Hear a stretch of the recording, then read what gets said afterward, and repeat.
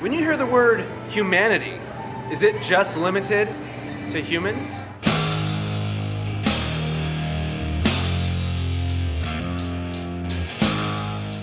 We're here today at Brennan Theaters watching Dawn of the Planet of the Apes, which, yes, is a sequel to Rise of the Planet of the Apes, which is a prequel to the Charlton Heston Planet of the Apes. This movie, literally, it does take place right after the first one, but some time has passed, where apes basically like own everything. Humans are condensed to just a small little amount, because what's left, they're immune to the virus, so there you go. Visually, this movie was amazing. You would have never thought you would care so much about CG, but really, they look so real. There was many times I had a hard time being like, is that a costume or is that, I don't know. Good job, Andy Serkis. I loved you as Gollum and now I love you as Caesar. Amazing. Realistically though, when there's like an unspoken piece, it only takes one on either side to mess it up. It's amazing how like one little crack in the dam and then the movie is anything but boring.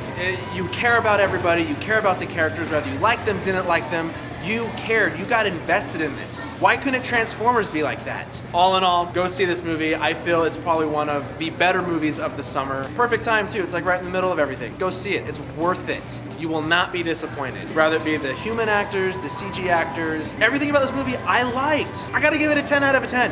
That's how much I liked it. To see what our other ape captives had to say, let's check that out. My man, thoughts, opinions.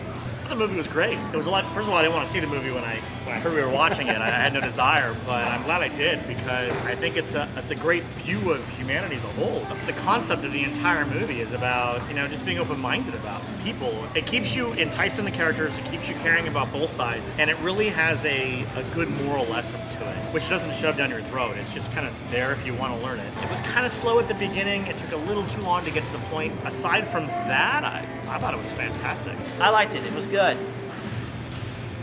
I enjoyed the continuation from where it left off. I always appreciate when they give you a backstory and they fill you in and they get you up to speed. I love that they made you care about the characters. Every character you cared about, whether it was an ape, a gorilla, a orangutan, or a human. I appreciated that they made these characters people and things and apes that you cared about. A lot of sequels tend to either be big hits or big disappointments. This one was not. There's the human element in this is the primary theme in this movie. Basically it says humanity is not limited to humans.